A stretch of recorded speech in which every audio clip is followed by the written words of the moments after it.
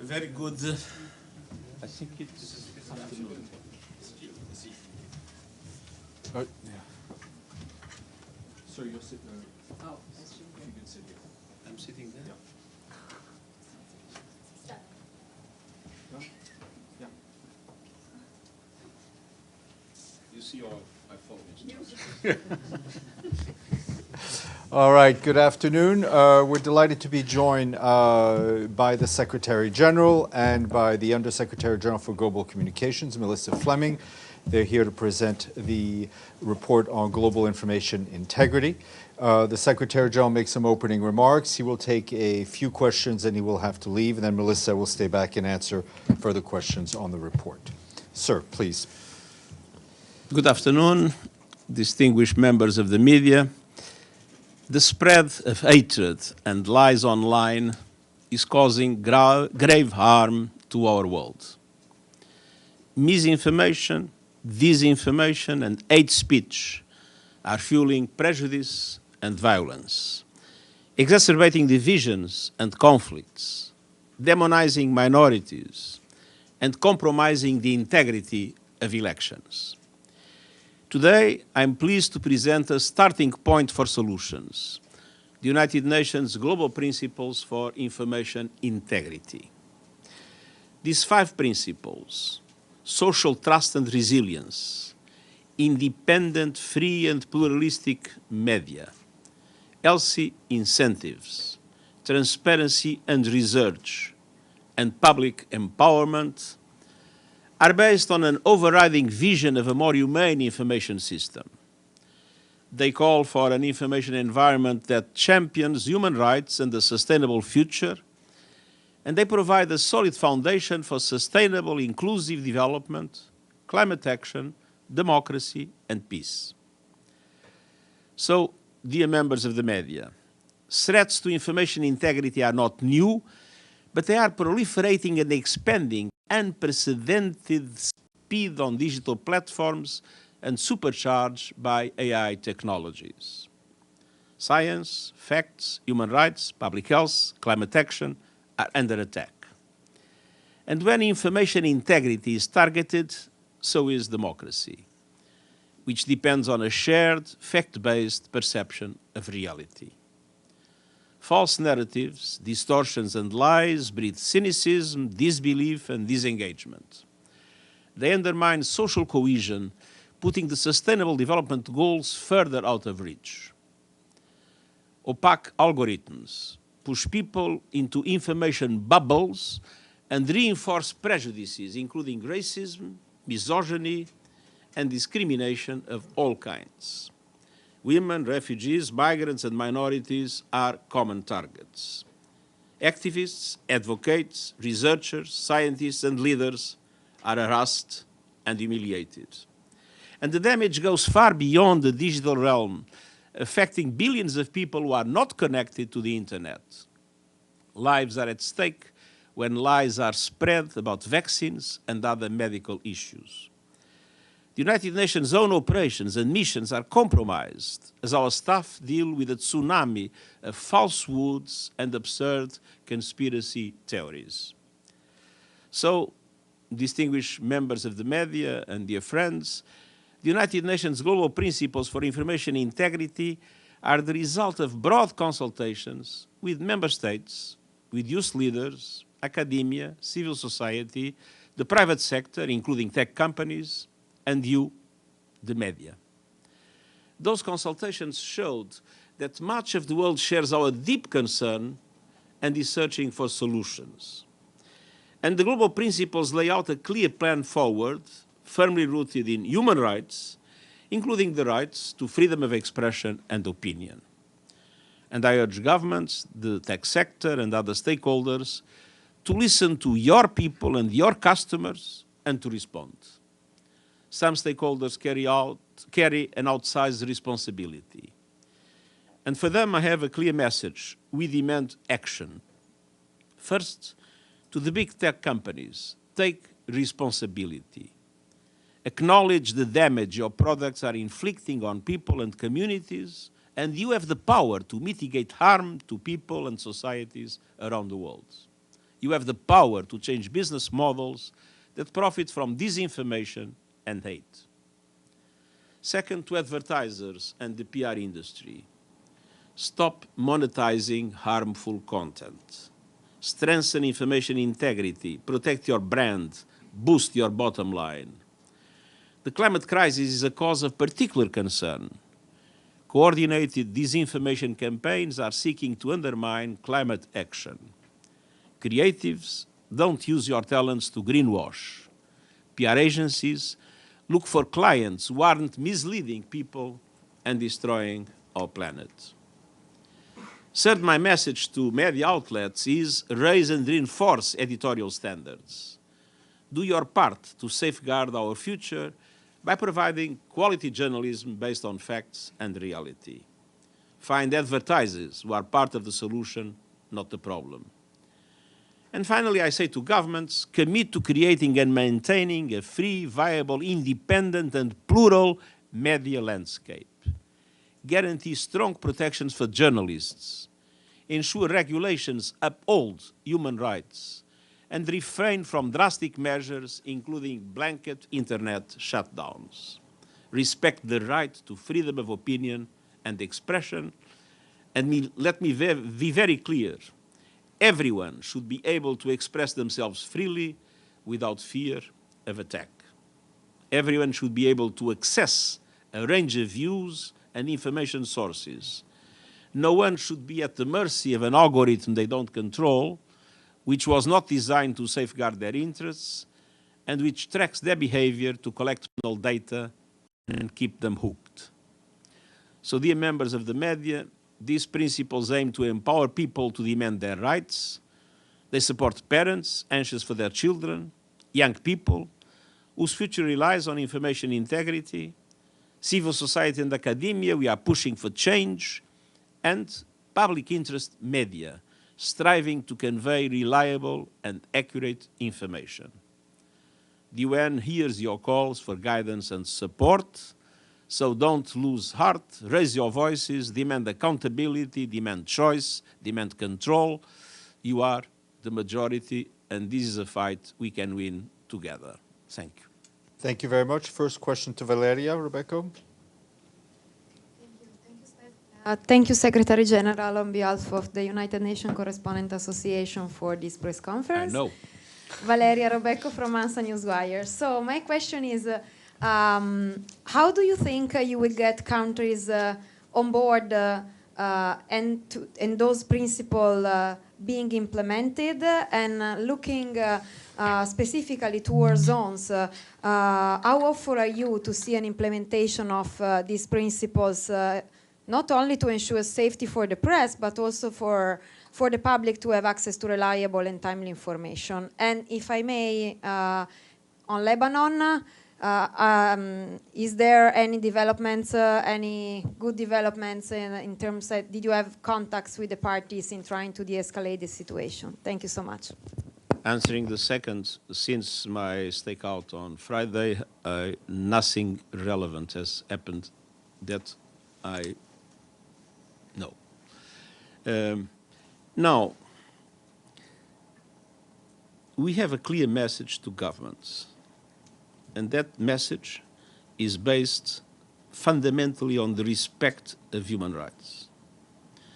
And obviously governments have the capacity to regulate, and those regulations must be organized in a way that human rights are respected, that freedom of expression is respected, that freedom of media is respected, that journalists are protected, and at the same time that those platforms that have the capacity to spread information put the integrity of the information first, and not a business model that makes more money when hate speech or misinformation is spread.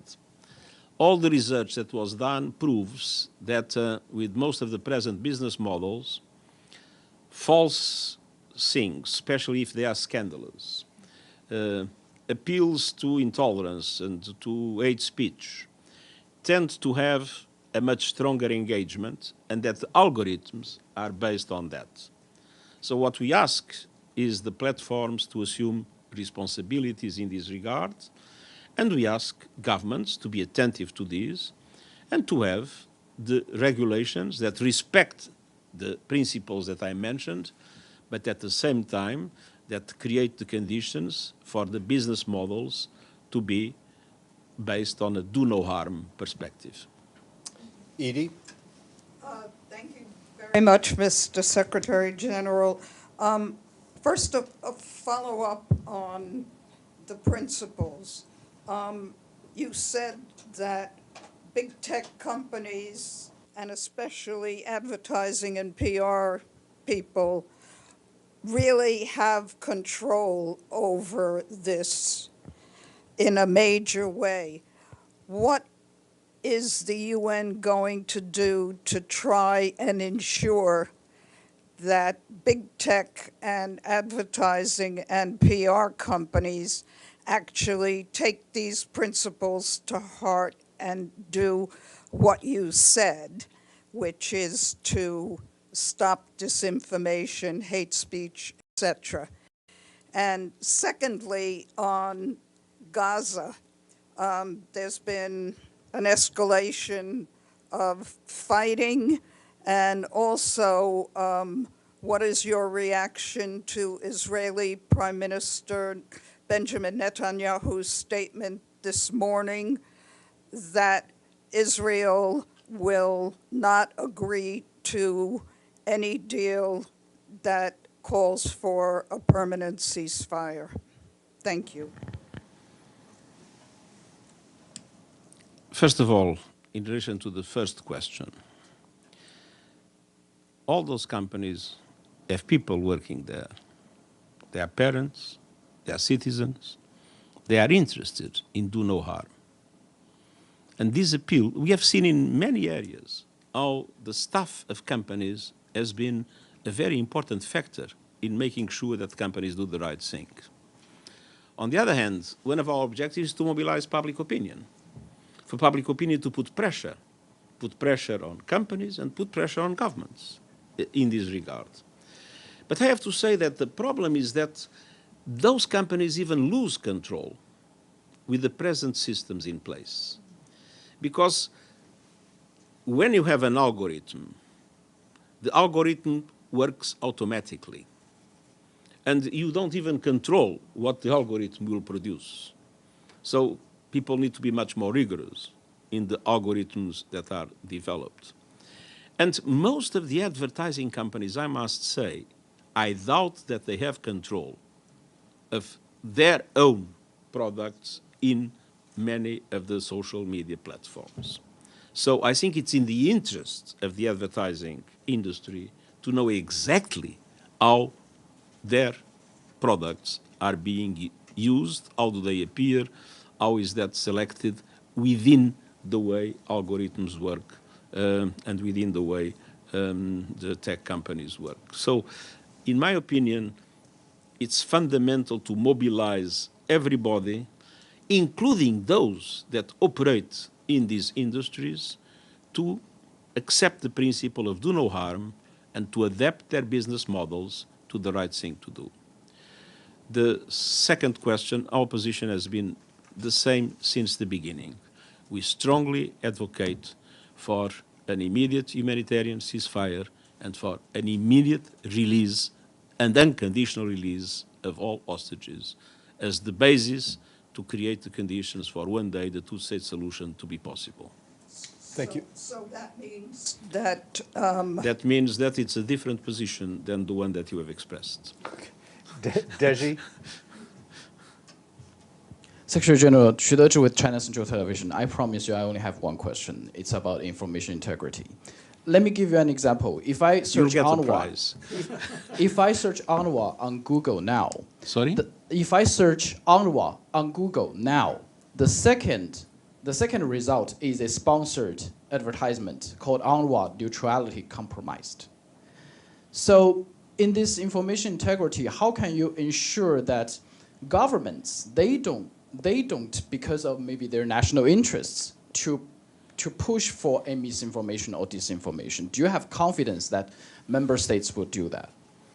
I think that member states have a vested interest in not promoting misinformation, because sooner or later the truth is discovered. I'll give you one example of misinformation about myself. I've heard the same source many times saying that I never attacked Hamas, that I never condemned Hamas, that I am a supporter of Hamas. I asked for a statistic to be made by our colleagues. I have condemned Hamas 102 times, 51 of them in formal speeches, the others in different social platforms. So, I mean, the truth, in the end, always wins. Abdelhamid, then Joe.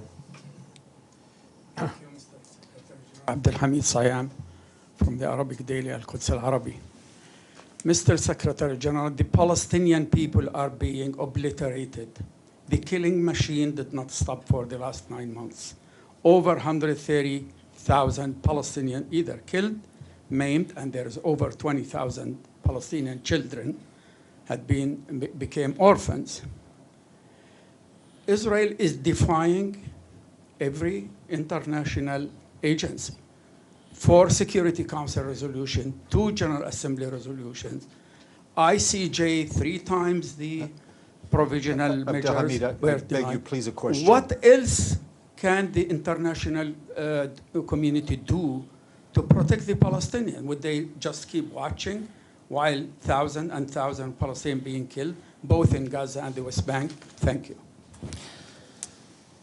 Well, first of all, the international community must put all pressure in order for international law to be respected, for international humanitarian law to be respected. The number of Palestinians killed in Gaza is unprecedented in any conflict that I have witnessed since I am Secretary General, which means that the protection of civilians has not been a key instrument in the conduction of this operation. And on the other hand, I mean, international law applies, and there are courts that deal with international law, and the decisions of those courts must be respected in all circumstances. Joe, and then we'll need to let the SG go. Joseph Klein, Canada Free Press.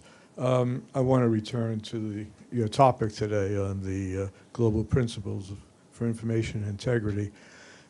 You've talked often, and including today, about the danger of misinformation and hate speech on social media, and appropriately so.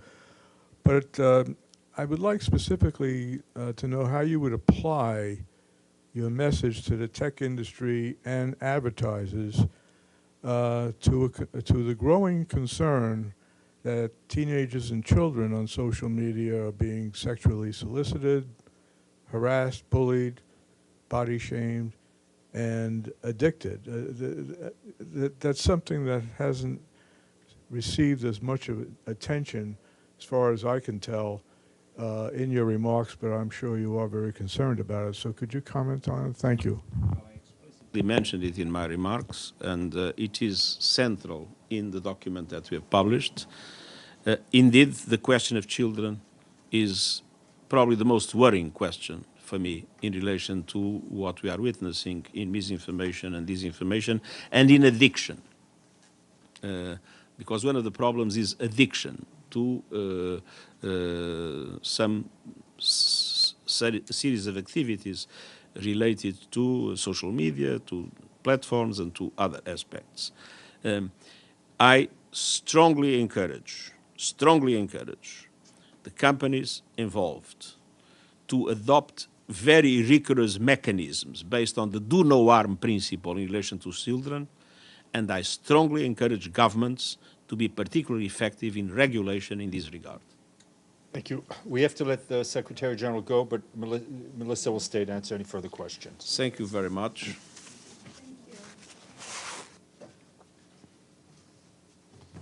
I will not forget you guys. Thank you, SG. Please, Volodymyr. very much. My name is Volodymyr Chenko, National News Agency of Ukraine, Ukrinform. I also have a question in the context of information integrity. As you know, as you're aware, Russia continues to regularly bomb Kharkiv, a city of millions of people, and other peaceful cities in Ukraine. At the same time, Russian propaganda trumpets that it is Ukraine's fault that Russia continues this war. How do you think it's possible to counter such disinformation and lies?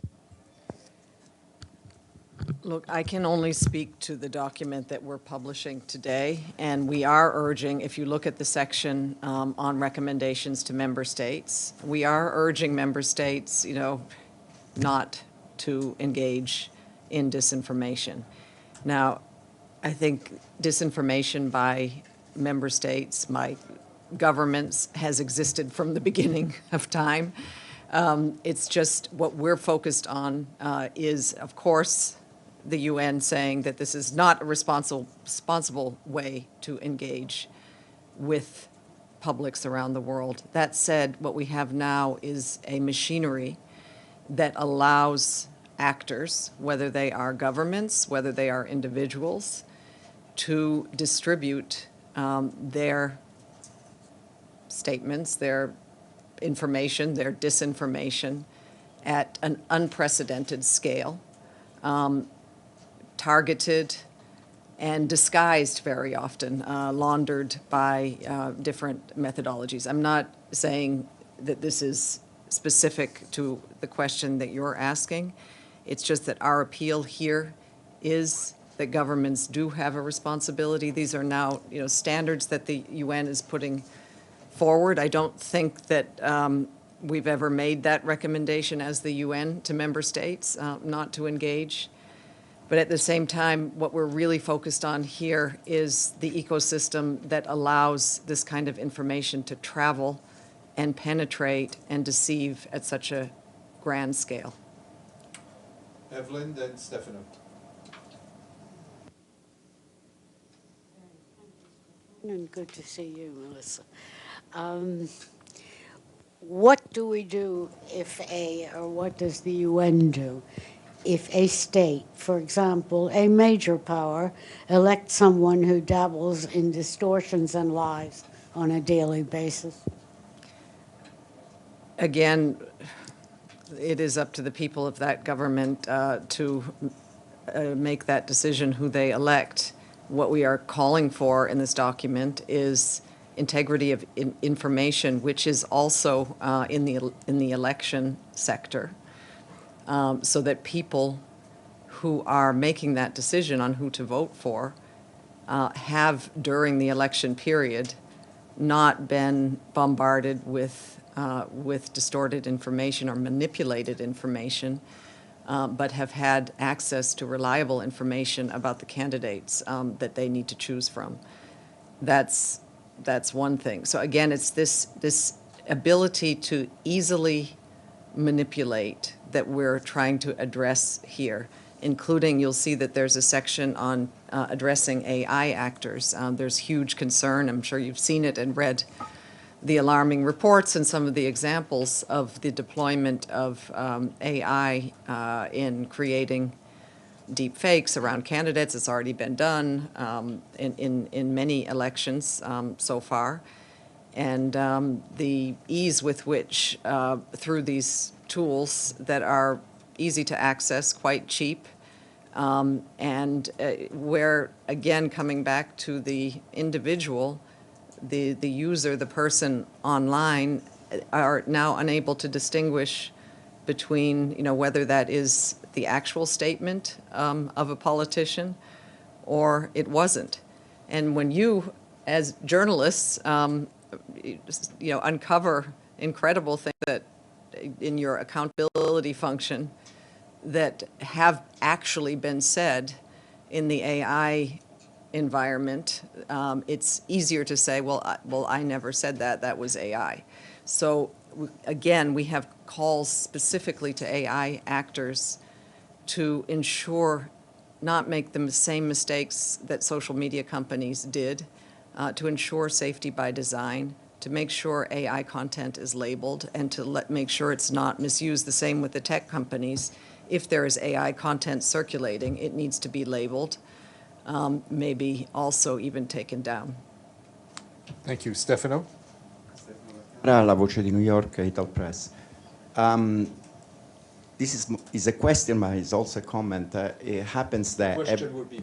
Yes, but it's More appreciated. every semester I had to give an assignment to students to research what the people out there knows about the United Nations. For example, about the SDGs and everything. So one thing we found out in the last 10 years, every semester, people know nothing. And we are in New York City. We are not in, somewhere, only very small percentage. So, and then what would be your advice, I asked to the students, and they always say the same thing. Say, why the UN is not in TikTok, or is not enough in TikTok, in the socials? Why they don't bomb the socials with whatever they do? Because they recognize that what the UN does is good. I mean, they end up to like the UN, but they say, why you are not? Why the UN is not bad? So, please, can you answer to those students and tell what it would be the next project for you? Thank you for that question. And I would say this is the, the continuous battle that we're facing. Number one, the United Nations is downranked on meta platforms. That means our content has a much lower starting point than any individual. We've asked Meta over and over again to undo this, to design, to tweak the design in their algorithm so that UN content is it doesn't have to struggle to be seen in people's feeds. That's one. Second, we do, and you'll see that there is in the document the UN will do section. Part of that is communication strategy. For the last, I don't know how many years, we have been working to be in those spaces where people receive their information. UN accounts actually have 60 million followers.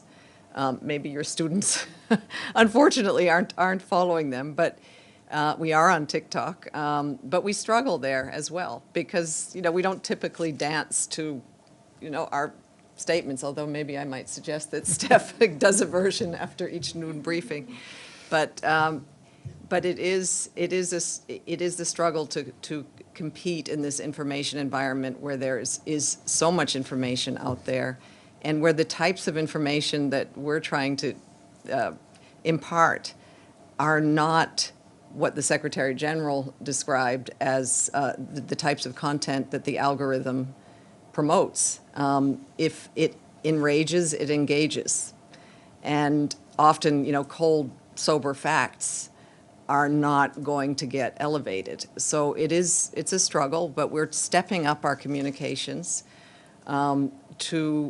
we had, as you may know, during COVID, we had a communications initiative called Verified, in which we actually studied the narratives around COVID-19. We also looked at information gaps where people were searching, and we created content at scale over months and months and months that was digitally optimized and distributed it to our country offices and our teams around the world who could put it into different languages and get local media partners. We recruited digital first responders, volunteers who wanted to join forces with us and help us just by taking our content and sharing it within their own communities. And we also had doctors and scientists who were taking WHO messaging and speaking in their native languages via TikTok to their communities. And all of this, actually, we tested it and it worked. It takes a lot of effort, and now we're shifting Verified to climate. So in those spaces where there is, especially in climate, we have fossil fuel companies who are investing a lot on promoting their product. And we're seeing, just like you saw when you put in a search engine, for example, climate change, you might see an ad that is, maybe hopefully your students will see it as identified as an ad, but it's placed there by a fossil fuel company. So, it's kind of an information race, but we're doing our best. Abdelhamid, and I think we'll close it. Thank you, Melissa. It is, of course, annoying to see the amount of disinformation and misinformation about the war in Gaza, but it's more annoying to see that number of journalists killed, and yet the UN was not outcrying these crimes. Some of these journalists were killed while they are live on camera. Samir Abu Dagga from Al Jazeera was killed while people watching. Where is the UN voice in that? I followed the UNESCO. I looked at these statements from UNESCO. They're very mute. Sometimes they say, we condemn the killing of this and. But why is the UN here did not speak up about that? Those crimes? UNESCO did give their annual prize to the journalists of Gaza. We have condemned, and we still condemn, any killing of any journalist in conflict. The press vest should be sacrosanct. Journalists should be protected in carrying out their work. We have loudly lamented the killing of any journalist in Gaza, but the numbers of journalists killed in Gaza, over 100, is deeply disturbing to us. Thank you very much, Melissa. Thank you, and we'll see you back tomorrow.